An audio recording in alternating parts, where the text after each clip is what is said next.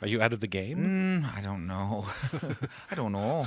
I would say that it's I've done a lot of interviews in the last couple of weeks, and there's been different theories that have arisen. Initially, I thought it was a tongue-in-cheek uh, saying, meaning that here's the most accessible pop, playable, radio-friendly album I've ever made. You can have it, and I'm leaving, and then I'm leaving.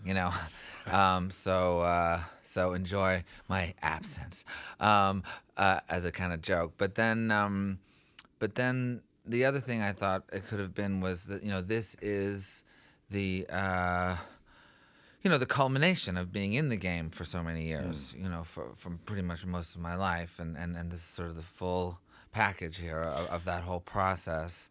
I'm kind of like out of the gate, or Right. Oh, so there was just sort of a out of the misspelling. closet. It was misspelt. No, Out of the gate. no. Oh, no, it was out of the gate. This comes out of the game. But actually, the other day I was doing an interview, and I realized that what it could also mean, and this is perhaps a bit of both, is that I'm not. This isn't a game for me. I'm. It's about the music. It's about the songs, and this whole. That's Even, what I got. I thought it was about artifice. Yeah, That I you- mean, I'm gonna still play a lot of these games. I still, want to do Entertainment Tonight and have a fun video with Helen Bonham Carter. Great video. And I having sex in the library. It's great. And all of these silly things, but it's not about the game. It's actually about the music, and that's sort of what I feel in pop is missing. I think you need all of that fun, silly stuff, but the music has really kind of fallen by the All wayside. right, let me come back to that, but just very briefly. When the video premiered a couple of weeks ago, it caused quite a fuss. It's a great one. Yes. Helena Bonham Carter, how did you get her involved? Well, she's been a friend of mine for years. So you just called her. I just called her, yeah, So and be in asked my video. her, yeah, and she was really excited. She was actually a bit of a stalker of mine a few years back. I was doing a bunch of shows in London, and she would come to every single one. I was doing a run of shows, and at the Old Vic actually, Wow. and she was this. I was like, who's that crazy woman in the corner with all that hair? But then we ended up making friends. Right. Before having her arrested.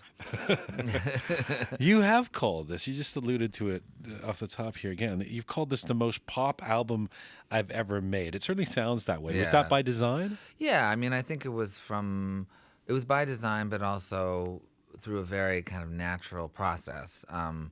Meaning that before this album, I'd written an opera and done that Songs for Lulu tour, which was very solitary and intense. And my mother had passed away, and I had given birth to a child, so I was sort of infused with a lot of adult kind of situations, Right. and I needed to just blow off some steam and have fun, and I had this kind of newfound appreciation for pop as just a kind of tool of pleasure, and Meaning you've never felt that way about it? I mean, I've had glimpses of it, but I don't think I quite got it for pretty much my entire career. That it was, it's not supposed to be too serious, Even when you're writing April Fools and stuff like that in the beginning? Yeah. Wow. I think I was always trying to, infuse, my plebeian message with some kind of, intellectual time bomb, which I think was good to do at that time, and there's something interesting in that. But with this album, it was just about, the songs and about the experience. It's also a bit of a specific kind of pop, this 70s sort of sound. Producer Mark Ronson has described this I record. think it is that. I don't think it's delegated to that, but No, I mean that it exists. relegated to. Yeah. But he says sorry. he calls it a real 70s Laurel Canyon spirit, Yeah. and it does feel loose and welcoming. Was that something you had in mind as an approach, or did it emerge in the recording of it? No, that's something that Mark very much wanted to capture. I mean, he lived with the material for a good year actually before we went into the studio, and Wow. and just within his imagination conjured up this Laurel Canyon, what is it, the Troubadour, on Santa Monica Boulevard Troubadour, idea, and I, in conjunction grew my hair, and we kind of went for it with that in mind. But if it brings to mind Fleetwood Mac, Yeah. Elton John, Steely Dan, you were just a little kid in the 70s. Yeah, So, well, I mean that's the other thing. I mean, is that funnily enough, I adore Amy Winehouse's work, and I think she was a legend. She is a legend now for sure, but she was not from the 50s or the 60s in the least. I mean, it was that is a whole other generation. Sure. But with this album, I mean, Mark and I were both born in the 70s, and arguably, that music was the first music we ever heard, especially myself. I mean, my dad was in that scene, and my mother as well. So they were on Warner Brothers records. So I'm kind of, I think, touching on something that I have some knowledge of in an innate way. And it's not entirely dissimilar from you. I mean, No. even a song like "Going to a Town" from a few years ago, that similar. had a 70s sound to or, it too. Or "Release the Stars" Right. as well. So Right, I've toyed with it before, but Mark wanted to kind of really frame it in that sensibility. And I think a lot of it also had to do with just the way it was recorded. It was all done on tape. It was all done mostly live takes. I mean, not a lot of editing involved in the process, and also all of us playing at the same time, which is very much from that era. Right. And you talk about the fact that you're coming out of this difficult or transformational period for Rufus Wainwright, from your mother to your baby but also, you've written some darker material around your personal experiences and any personal life. So given that this is lighter material, although not perfunctory, just lighter, was it easier to write then? Well, I mean, there's still a song about my mom, which is quite sad, "Candles" at the end, and even certain pieces like "Sometimes You Need," or even "Song of You" in a sense, skim that traditional morosity that I'm famous for. But yes, I mean, I think I was definitely, I don't know, maybe it's just after experiencing death so closely and diving into it artistically as well with my last album. Yes. I'd had my fill, and it was and I was ready to focus on more positive aspects. It was I guess it was easier to write in a sense. Well, my question, I mean, some people say it's harder. It's easier to write. It's easier to write cathartic, pathos kind of stuff, and the fun stuff is actually harder to write. Yeah. I mean, I just wait and see what comes. Right. I mean, I'm not. I really just consider myself a vessel, and whatever arrives. So I don't. I've always had that luck. So. And the closing song, you talk about "Candles," the one you wrote immediately following your mother's death. Yeah. You've said that song is an emotional train wreck. Yeah.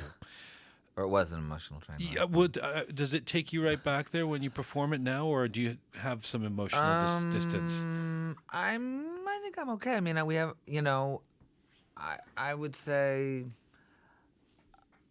I don't know. All of that thing with my mom still can pop up in the oddest places. It can be either on stage singing a song or ordering, a California roll at a sushi restaurant, and you have this sort of memory pop in there. So it's all, at this point, I think I'm much more, it's more like, what is it? Landmines that you might step on. So that's sort of where it is. So I can't say So it's not guaranteed with this song either. But when I first recorded it, I knew that I only recorded this song once. I did one vocal for this song, and that's the one that we have, and I couldn't sort of do 10 takes or anything. In terms of working with Mark Ronson, you've been friends with him for quite some time, but apparently it was actually a mutual friend who suggested you work together. Yes. And then Mark Ronson says that initially he wasn't sure why you were interested in him as a producer. Why do you think it wasn't obvious to him? He's very humble and charming and full of it. He's probably one of the top, at least 5 guys around. Do you think he thought he was too pop for you? No. I think I think he got it. I mean, I think he's being very polite in saying that, and he's well brought up. But unlike myself, but he, I don't know.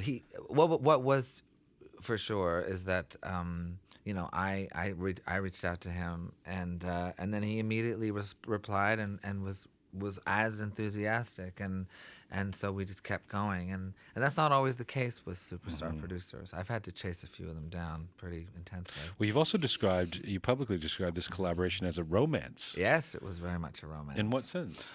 Well, I mean, he's quite the nice bow-tied boy there in the corner, and I don't know. He was just married when we started the recording. Thank God for him, in dealing with me. And I've been with my boyfriend Jorn now for 7 years, and we're getting fiance. My fiance, and we're getting married in August.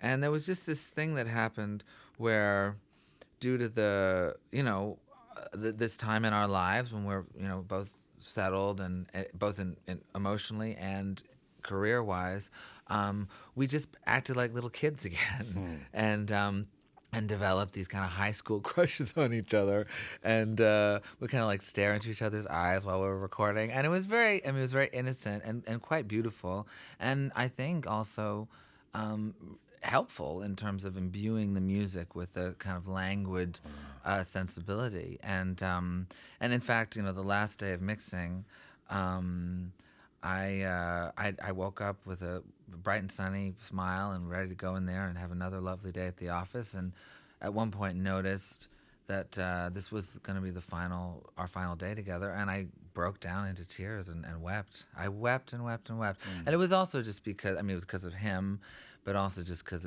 I had this sort of vacation from all I'd been going through with my mother's death. So it was, probably also a sense of completion of this record that you really felt good about. Yeah.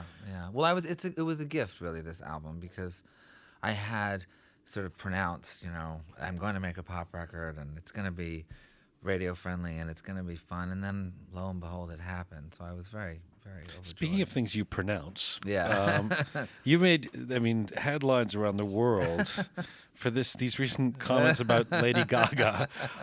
And to be fair, you say you admire her tenacity, her ambition, and vision.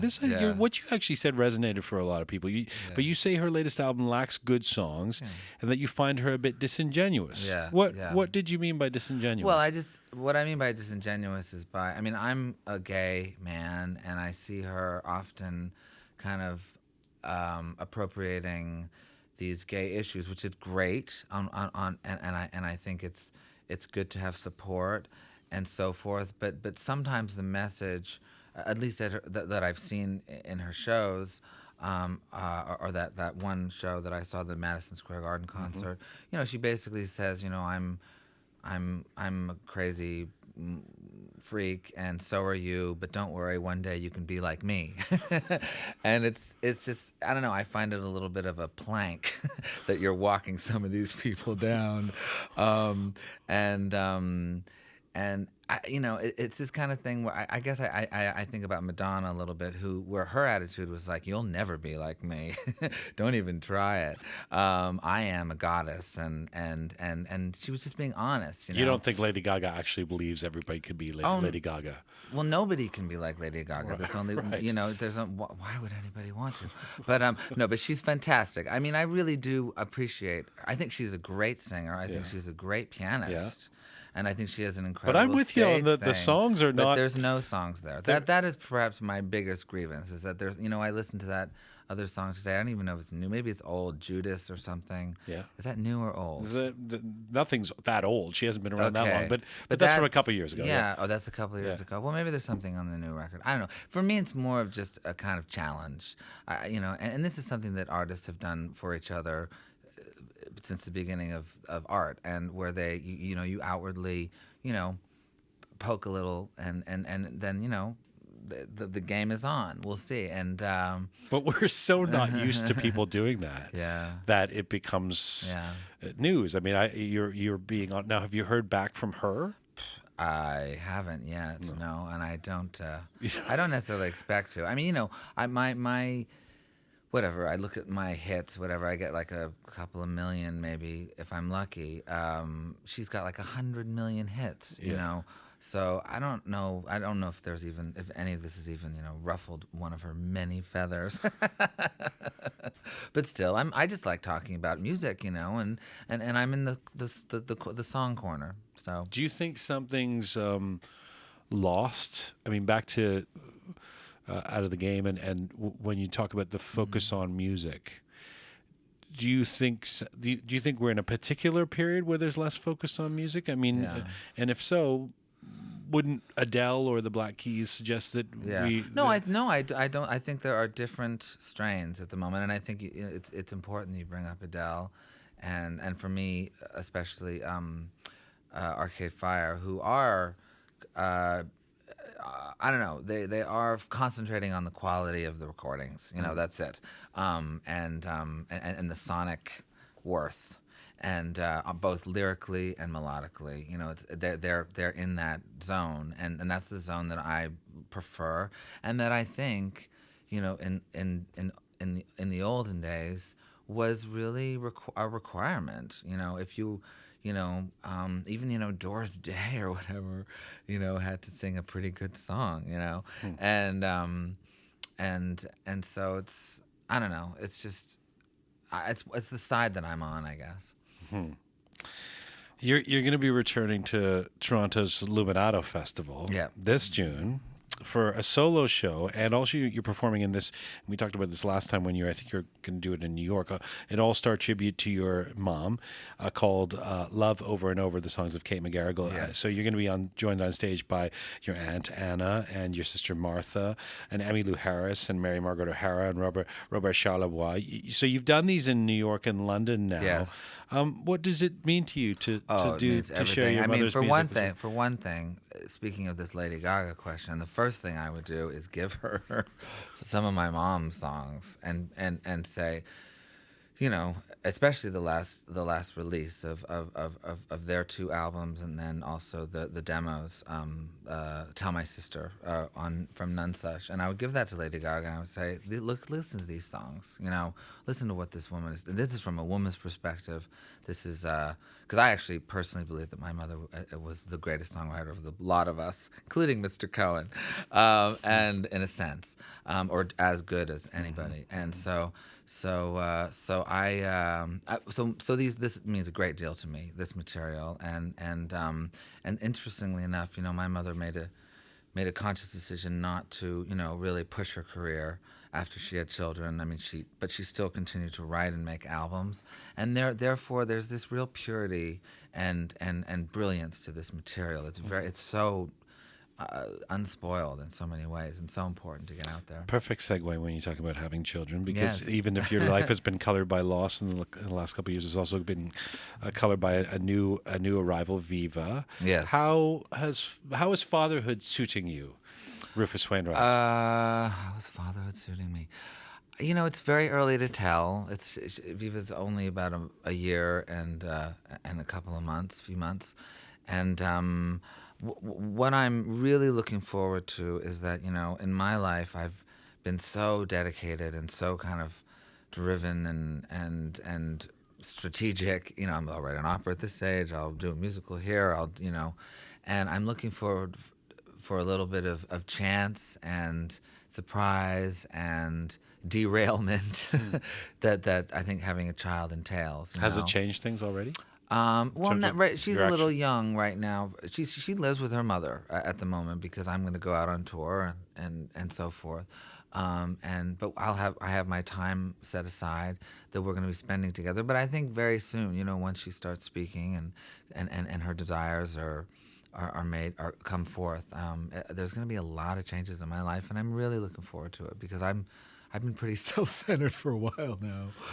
Well, you're also set to marry your partner, Jorn Weisbrot, artistic director of the Luminato Festival. Yes.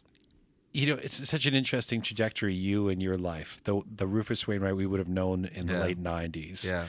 the wilds. Coming and living in Toronto was a bit of a left left turn, another. But so, which is where you live now, and although you're not always here because you're of course traveling so much. But did you always see yourself?